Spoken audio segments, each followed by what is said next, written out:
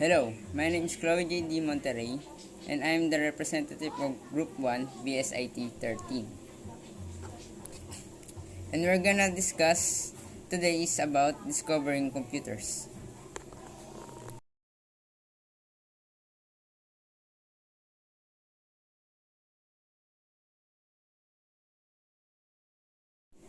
First, differentiate among laptops, tablet, desktop, and computers. The next topic is describe the purpose and uses of smartphones, digital cameras, portable and digitable media players, ebook, readers, wearable device, and games device. The third topic is describe the relationship between data and information. The fourth topic is briefly explain various input options, output options, and storage options. The fifth topic is differentiate the web from the internet and describe the relationship among the web pages, websites, and web servers. The next one is explain the purpose of a browser, a search engine, and an online social network. The seventh topic is briefly describe digital security risks associated with viruses and other malware, privacy, your health, and the environment. Next one is differentiate between an operating system and applications. Next one is differentiate between wired and wireless network technologies and identify reasons individuals and business as use networks. Next is discuss how society uses technology in education, government, finance, retail, entertainment, healthcare, science, travel, publishing, and manufacturing.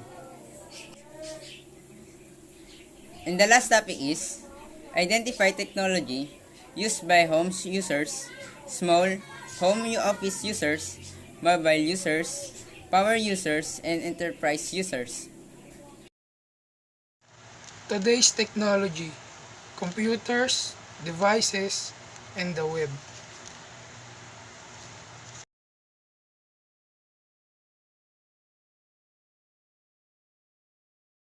One are the computers.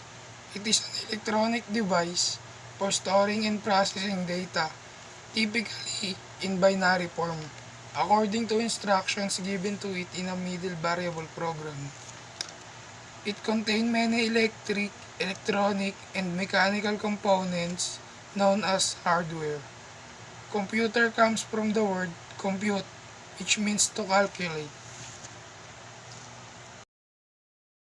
Called a notebook computer, most laptops can operate on batteries or power supply or both.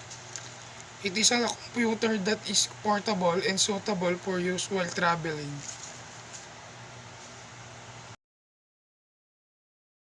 Are tablets, smaller than laptop but larger than a phone. A tablet is a wireless portable personal computer with a touchscreen interface. It does not require physical keyboard. Next one are desktops and all-in-ones. A desktop is a personal computer designed to be in a stationary location where all of its components fit on or under a desk or table. E. Servers. It is a computer dedicated to providing one or more services to other computers or devices or on a network. A server can support from 2 to several thousand connected computers and devices at the same time.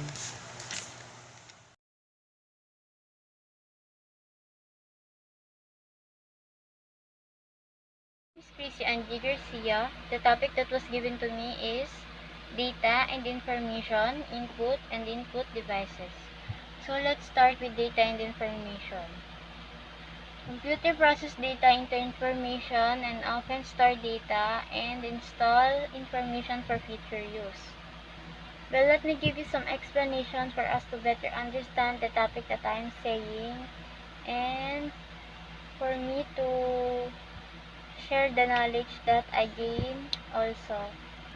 Well, based on my citations, data is the primary foundation of information, and it is disorganized facts that must be processed, or let me say that it can be appeared to be simple and random and useless until it was structured. Information is when a data process structured or presented in a given context to make it useful, and information is made up of data. So all people can have a better or well decision because they have instant access on information with the help of technology. Go to the next topic, input. An input device is a hardware component that allows you to enter data or instruction to a computer or mobile devices. The most commonly used input devices are keyboard, mouse, and so on and so forth. Keyboard is a set of input keys on a personal computer or computer terminal.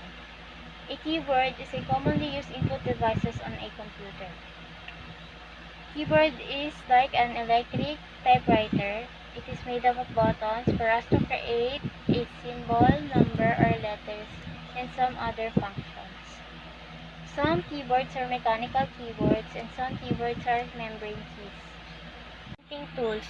Pointing tools is a hardware device or input devices that allows you to move the mouse cursor into computer system or graphical user interface operating system. You can use pointing device or to point or manipulate any object or text in the screen. By clicking the mouse, the user can position the mouse cursor, draw, and execute program function.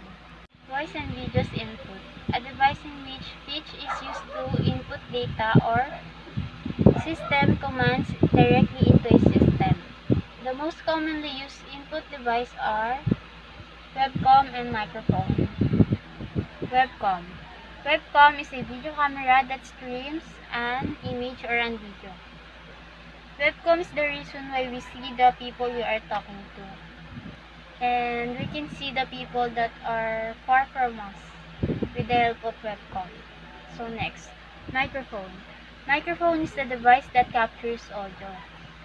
Microphone is the reason why we are having phone calls, right? We are talking to far from the reason why we can talk to people far from us. And we can be able to send a text using a voice.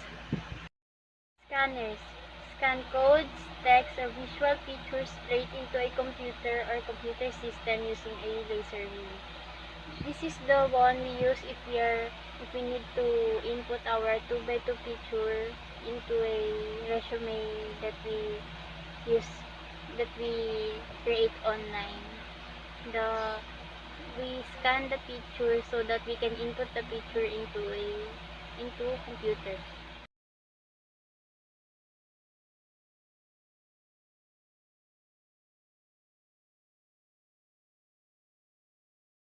Hello guys, my name is John Reyes and I'm going to report mobile and game device. Mobile device is a computing device small enough to hold in your hand. Mobile devices are also known as handheld computer. In add to that, a mobile device is a general term for any type of handheld computer. These devices are designed to be extremely portable and they can often fit in your hand. Some mobile devices like tablet, e-readers, and smartphone are powerful enough to do many of the same thing you can do with a desktop or a laptop computer. Smartphone is an internet-capable phone that usually includes a calendar, an address book, calculator, games, and several other apps. It's typically communicate wireless with other devices or computer. So sa smartphone nga po ay marami tayong pwedeng gawin tulad na lang po sa pagtawag na sa telepono at magpadala ng text message. Maaari din po tayong mag-browse sa smartphone at magpatakbo ng program software tulad ng isang computer. Gumagamit po tayo ng touchscreen upang magawa natin ang mga bagay na gusto nating gawin. Mayroon libo-libong mga smartphone apps kabilang ang mga laro, personal na paggamit at mga program na ginagamit sa negosyo na tumatakbo sa telepono.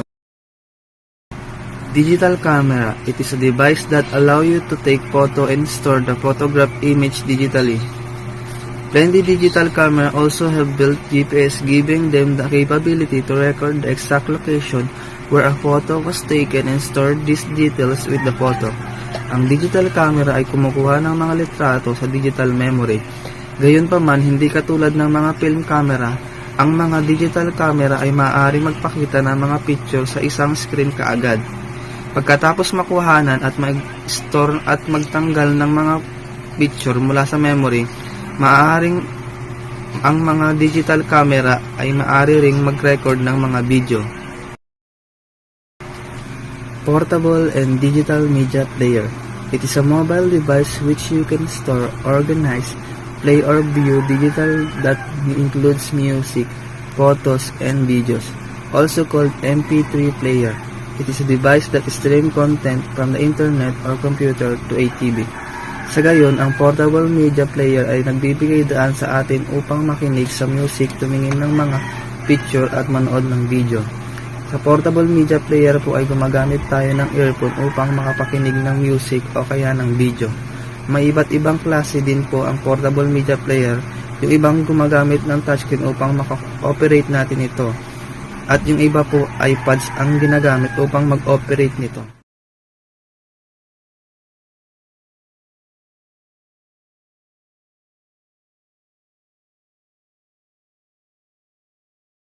Hello everyone, I'm Disnil San Andres from Group 1 and I will discuss today the memory and storage devices.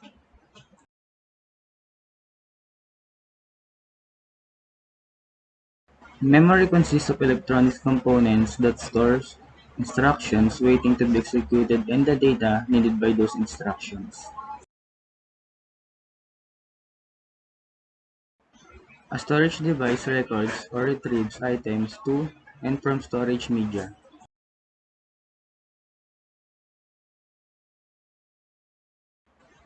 It contains one or more inflexible circular platters that use magnetic particles to store data, instructions, and information.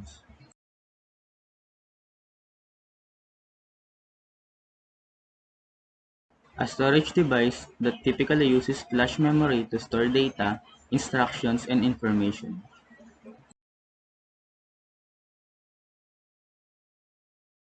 A portable flash memory storage device that you plug in a USB port, which is special, easily accessible opening on a computer and mobile devices.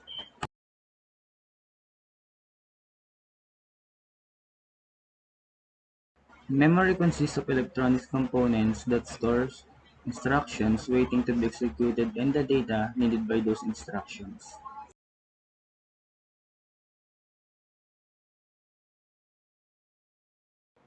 It is a type of storage media that consists of flat, round, portable metal disc made of metal, plastic, and lacquer that is written and read by laser.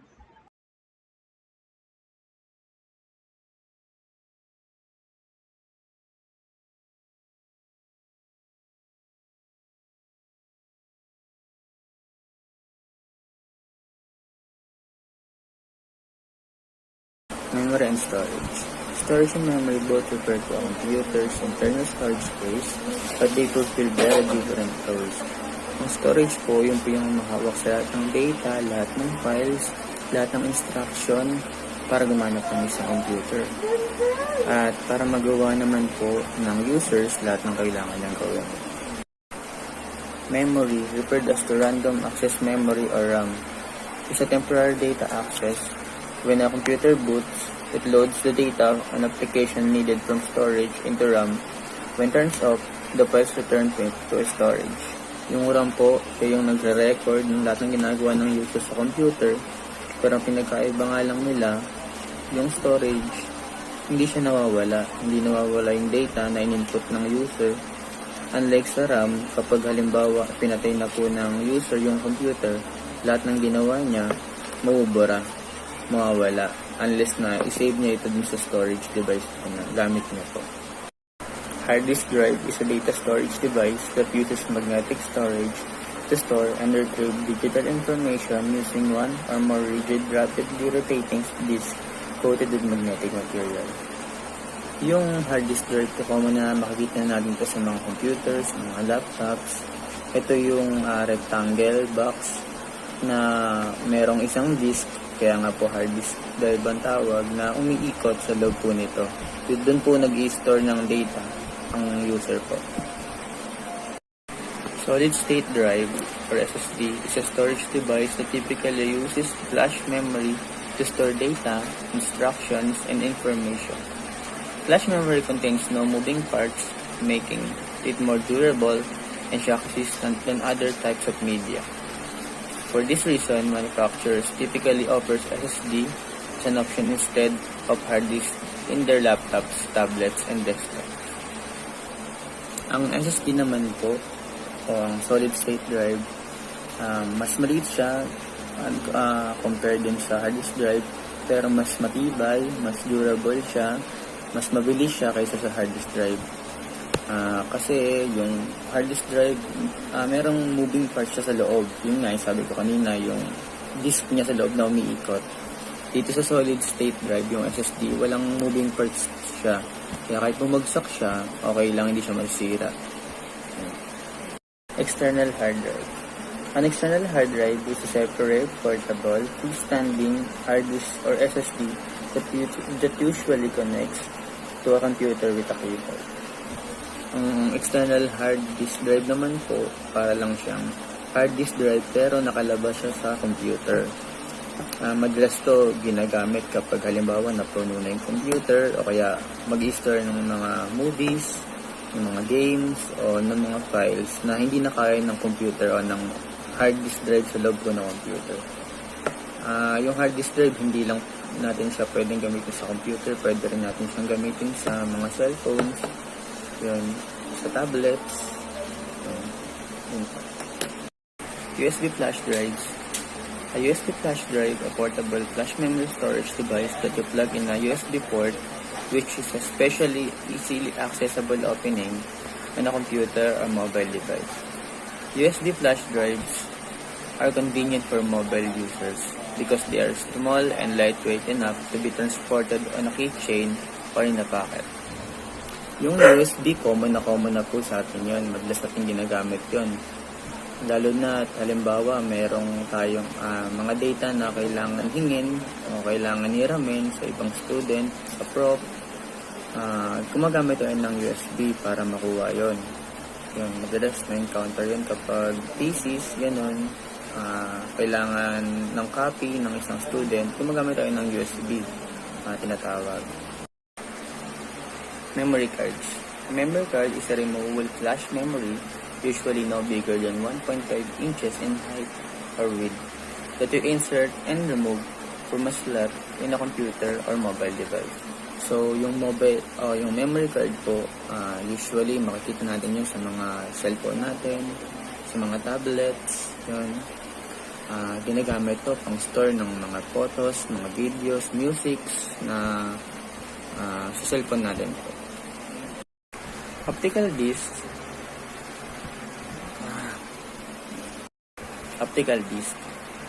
An optical disc is a type of storage media that consists of a flat, round, portable metal disc made of metal, plastic, that is written and viewed by a laser. CDs or compact disc and DVDs, digital versatile disc, are the two types of optical disc. Yung optical disc, madalas natin ito makikita sa gilid ng laptop natin. Madalas to pinaglalagyan ng mga movies para pag nanonood tayo ng movies, mas madali, hindi na kailangan ng USB.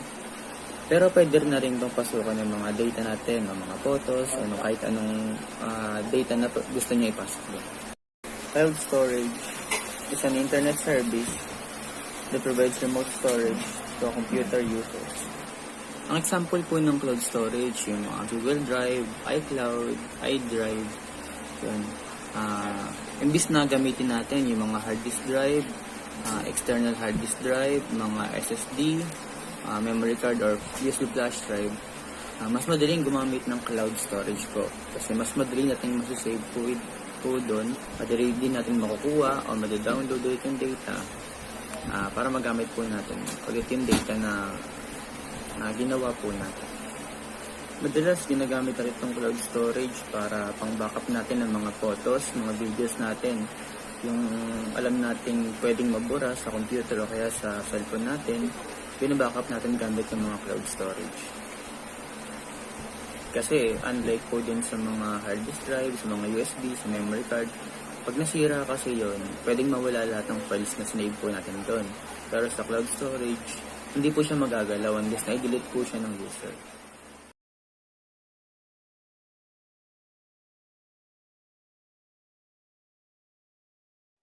Hello guys, my name is John Reyes and I'm going to report the web.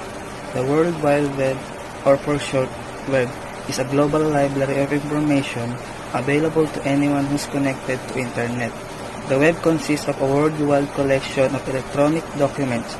Each electronic document in web is called web page, which can contain text, graphics, audio, and video. People around the world access the web to accomplish these following online tasks like search for information, conduct research, communicate to each other, share photos, download videos, play games, shop online, make reservation, and download music. So sa web nga po ay dito po tayo kumukuha ng impormasyon o ideas na pwede natin malaman. Para maka-access po tayo sa web, kailangan po natin ng internet connection at pwede din po natin gamitin ang computer or cellphone natin sa pag-access nito. Browsing the web. A browser is a software that enables the user with an internet connection to access and view web page on a computer or on mobile devices. Most popular web browser includes Microsoft Internet Explorer, Mozilla Firefox, American Online, and Apple Safari. Each web comes on different version. Also, web browsers takes you anywhere on the internet. Sa browser, the web po ay isang software na ginagamit upang kumuha ng mga impormasyon o ideas.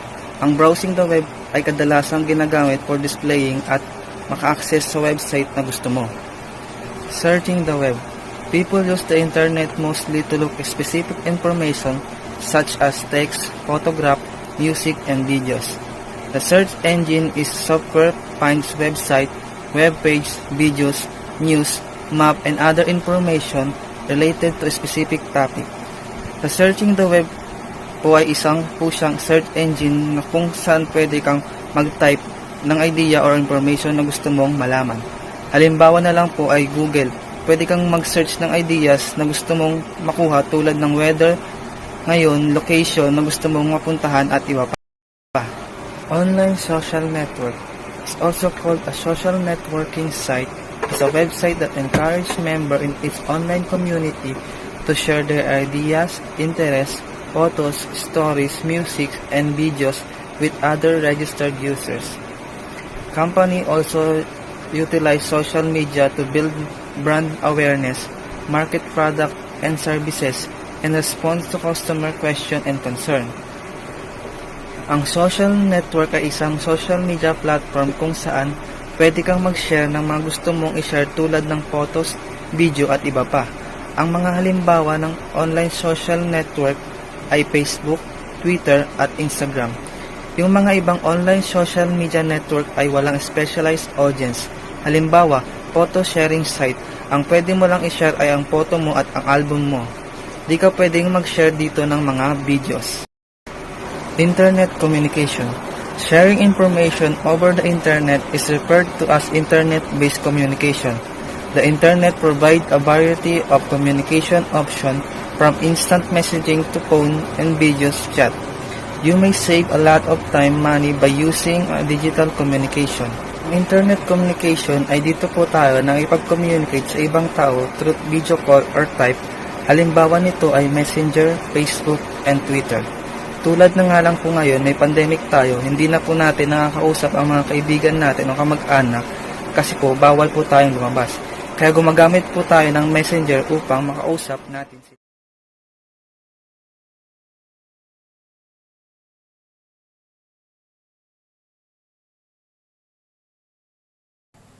Hello, my name is Chloe J.D. Monterrey, and I'm gonna discuss about digital and security and privacy.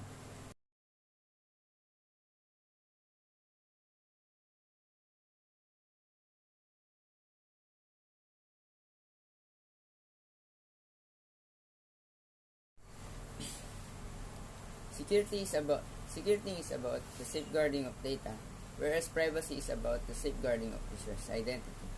The specific difference, however, are more complex, and there can certainly be areas of overlap between the two. Security refers to protecting against the unauthorized access of data.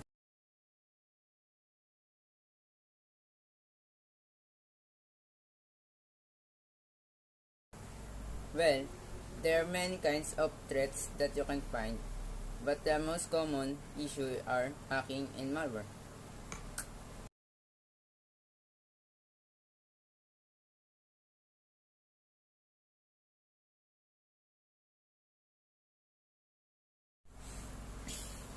Malware. Malicious software or malware is a program to act without users' knowledge and deliberately alter its operation of computers and mobile devices.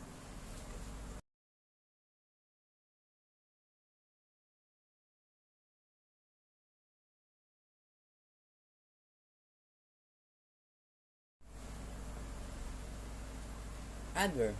Common examples of adware include pop-up ads on websites and advertisements that are displayed by software. Adware is most likely unlicensed commercial.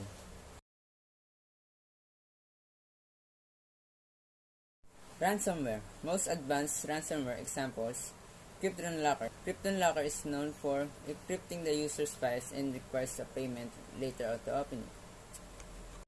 Ransomware is kinda like kidnapping your data, while the person behind it is gonna demand some payment to retrieve your stolen data.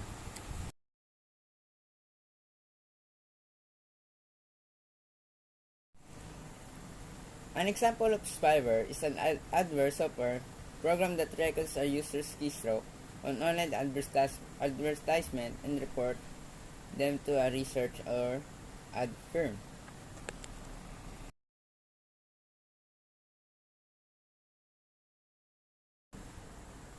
A rootkit is a clandestine computer program designed to provide continued privileged access to a computer while actively hiding its presence.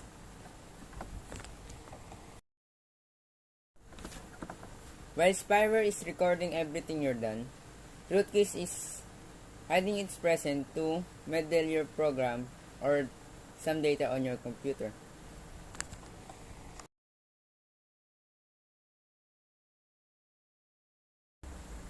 Trojan horse.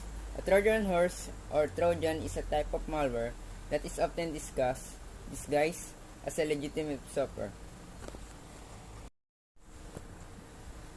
Example of Trojan is the victim will receive an official looking email with an attachment. The attachment contains malicious code that executes as soon as the victim clicks on the attachment.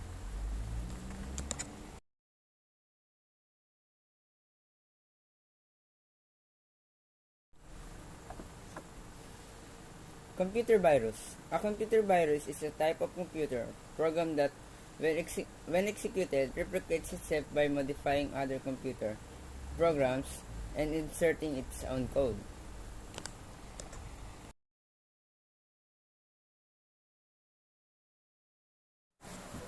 Health concerns. Health privacy has become increasingly important due to the rapid rate of technology integration in healthcare.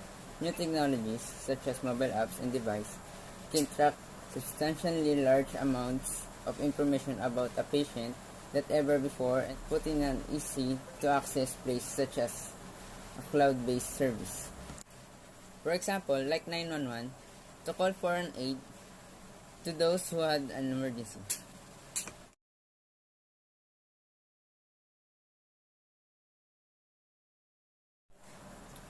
Next is environment. A digital environment is an integrated communication environment where digital devices communicate and manage the context and activities within it. The concept is based on digital electronic systems which are integrated and implemented for the global community health. Like for example, a messenger, text, and other communication app and device. Yeah.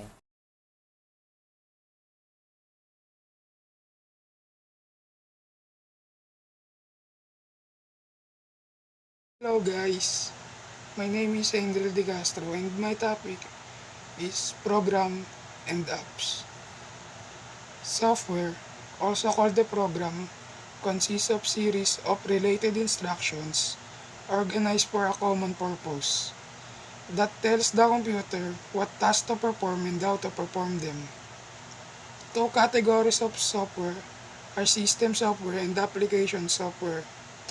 Later on, we will discuss what are the difference between those two. So let's discuss first the system software. It consists of the programs that control or maintain the operations of the computer and its devices. Operating systems are widely recognized example of system software. Other types of system software, sometimes called tools, enable you to perform maintenance type tasks usually related to managing devices, media, and programs used by computers or mobile devices. The next section discusses operating system and applications.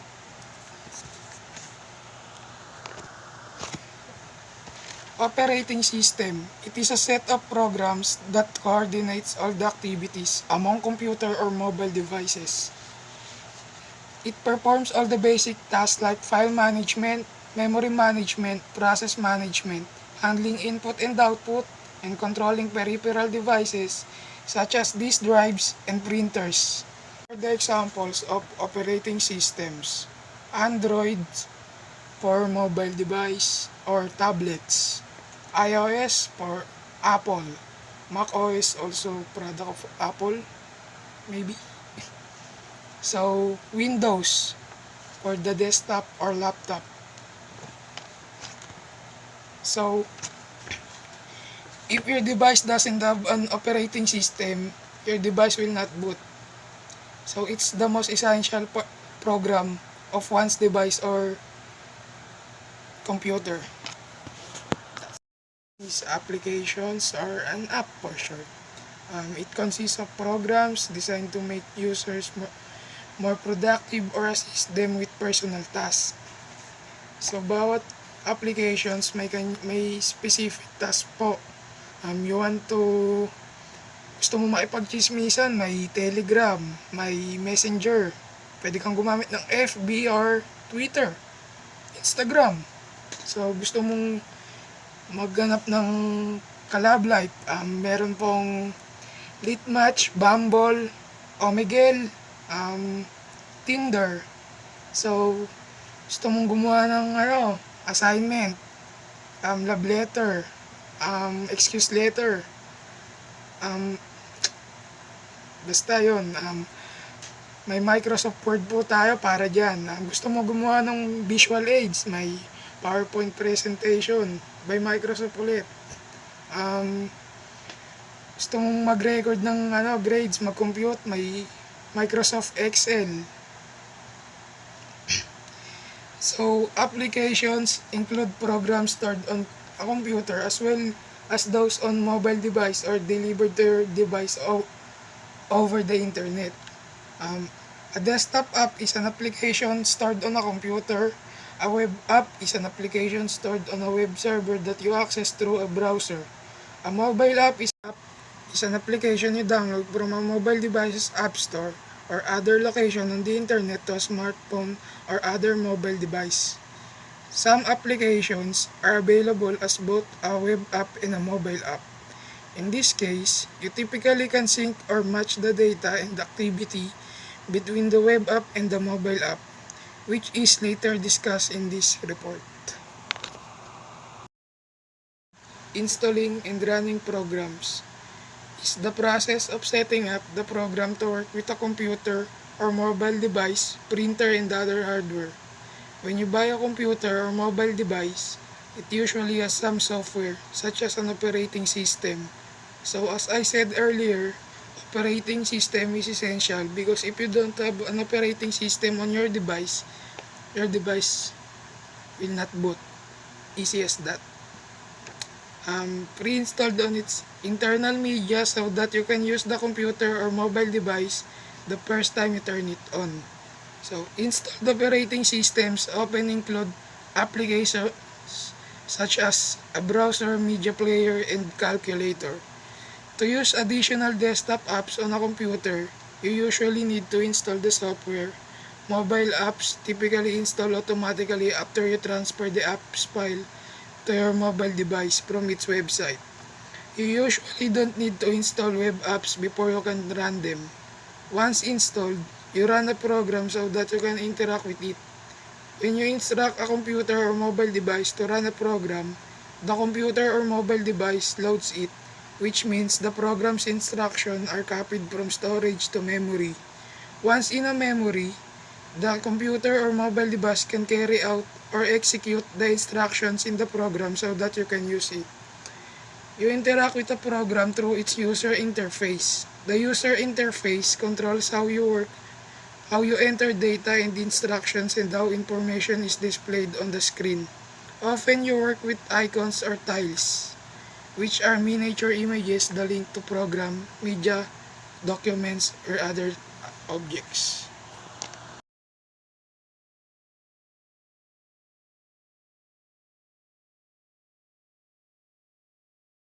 How do you know if a program will run on your computer?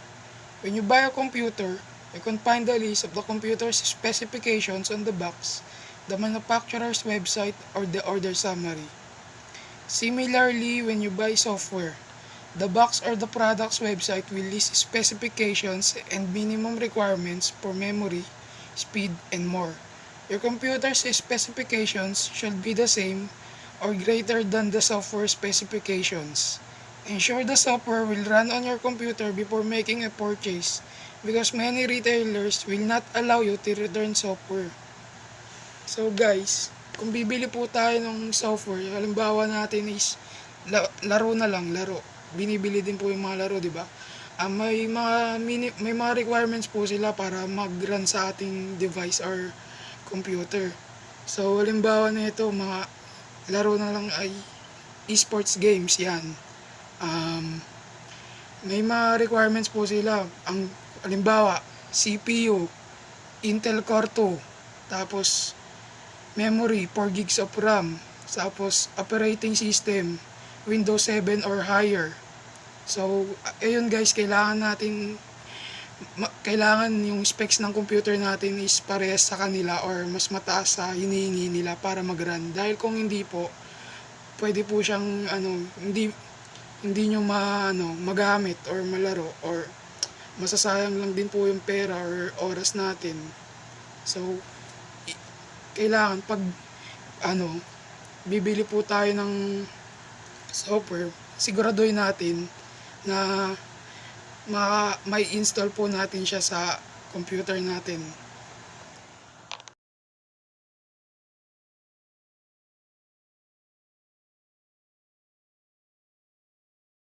Next one is network. A network is a collection of computers and devices connected together, often wirelessly, via communications devices and transmission media. Home networks. A home LAN or home network is a type of network that connects two or more computers to each other. It can provide a means of sharing files between computers, sharing a printer, or other devices that are connected to a single computer. It can also be a means of sharing an internet connection with multiple computers by use of a router. Business networks. Small business and school networks, such as those in a single room or building, are possible. or a widespread linking computers and devices across a city, country, or the world. Next one is wired and wireless communications. Wi-Fi. Wi-Fi is a radio signal transmitted from a wireless router to a nearby device, which converts the signal into data that can be seen and used. Next one, Bluetooth. Bluetooth is a wireless technology that allows data to be exchanged between devices. Lastly, cellular radio. A radio system that positions numerous low-power transmit or receive antennas throughout a metropolitan area, thereby dividing a large area coverage or macrocell into smaller microcells or even smaller picocells. Picocells? That's it. Communications and networks. Communications technologies are everywhere. Many require that you subscribe to an internet service provider. With others, an organization such as business or school provides communication services to employees, students, or customers.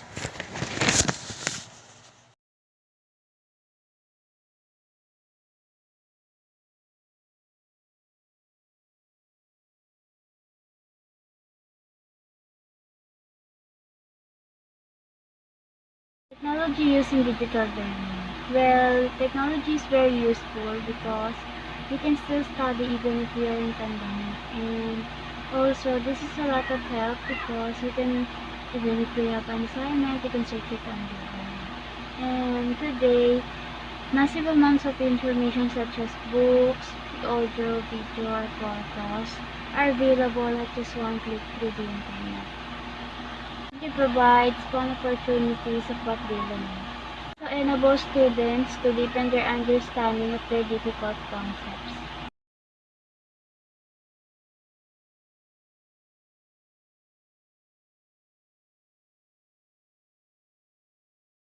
Technology used in government. Technology provides new methods in securely storing and sharing data. They can also serve as the foundation for information exchange system, allowing usage of transaction to be mediated. Building the potential of within government, the future technology has the potential to transform the entire process. Welfare benefits and construction planning in ways to improve productivity and efficiency.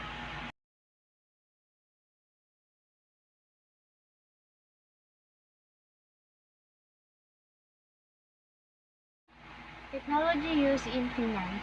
I can say that technology help finance to have better improvement because with the help of our mobile phone, we can have mobile banking, borrowing, and investing. New technology aims to improve the delivery and usage of financial services.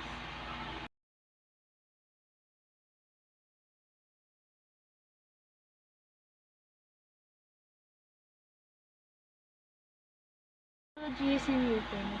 Technology allows people to sell online their products and allow people to know what are their on-hand products and on orders,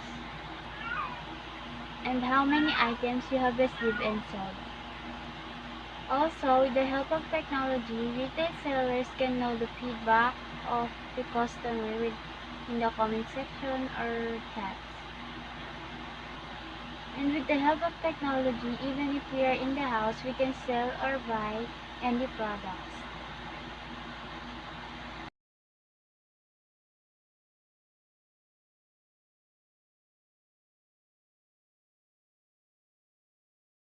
Technology use of entertainment. Technology expands the world of entertainment, just like for example in gaming. In the past, we go outside and play patintero, garter, or what. But now, some of the kids only stay inside their house and play tablets, computers, or cell phones. Many people love to read books, magazines, articles, But now you don't need to buy them because all of them have access in internet. And many people use technology and entertainment to make money. Just like for example, the vloggers, like Demiro. Yeah. Technology not only helps entertainment but also the people who are relieving their stress and having fun.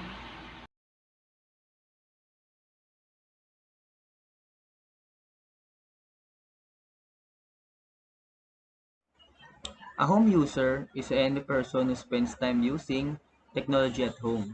Parents, children, teenagers, grandparents, singles, couples, etc. are all examples of home users. Bale, ayun nga po, ang home users, sila po yung mga matatandang lola natin, lolo, mga kapatid nating nakakabata, na madalas nasa bahay lang na gumagamit ng mga teknolohiya. Kaya nga po siya tinawag na home users.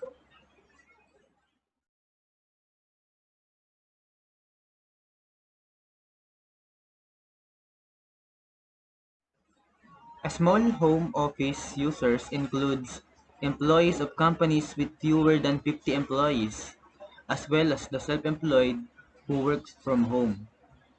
Small offices include local law practices, accounting offices, travel agency, and florist. Ang small home office users naman po sila yung mga employee na nagtatrabaho sa maliit na kumpanya o kaya naman mga employee na nagtatrabaho sa bahay, work from home. 'Yon. Sila po yung matatawag nating small home office users.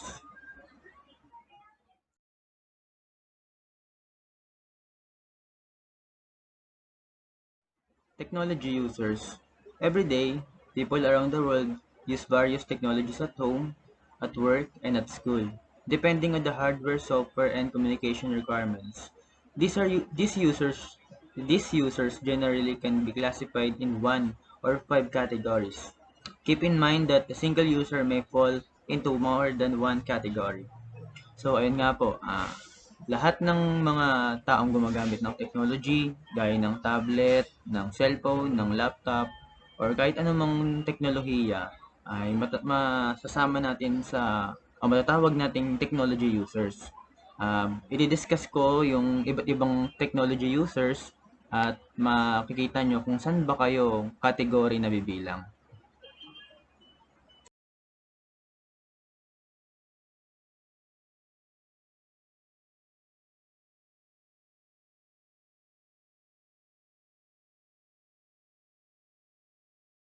A mobile user includes any person who works with computers or mobile devices while away from a main office, home, or schools.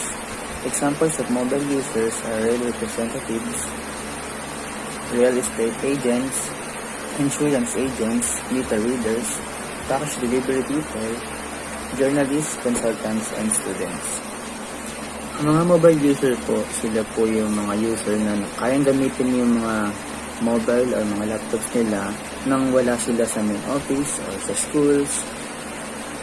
Bigyan ko po kayo ng example. Halimbawa, isang delivery, Grab or Food Panda na ginagamit yung mobile nila para gamitin sa navigation, o kaya naman isang estudyante na gumagamit ng Google para mag-aral na hindi na kailangan na nasa loob ng school, o kaya naman kung ikaw ay delivery, hindi na kailangan na nasa loob ka mismo ng restaurant.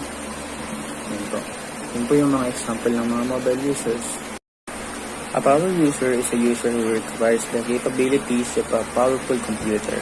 For example, so power users include engineers, scientists, architects, game designers, and graphic artists. Yung mga power user naman po, kailangan nilang gumamit ng malalakas na computer. Sila yung trabaho nila sobrang bigat na hindi kaya ng simpleng mobile or simpleng laptop lang para magawa nila yung mga trabaho nila. Example nga doon na binasa ko kanina, yung mga engineers, yung mga game designers, and mga graphic artists. Sila po yung mga power users. An enterprise user has hundreds or thousands of employees or customers who work in or do business with offices across the region, the country, or the world. Each employees or customers who uses computers, mobile devices, and other technology in the enterprise is an enterprise user. Ang mga enterprise user po, sila po yung mga gumagamit ng mga mobile nila, mga mobile devices, mga computers, o kaya anumang teknolohiya na provided ng isang kumpanya. Yun, pwede po silang matawag na enterprise user. Di lang po ito applicable sa mga employee, kundi sa mga customer din po na gumagamit ng mga websites o kung ano man na provided po ng kumpanya po. Sila po yung mga enterprise user.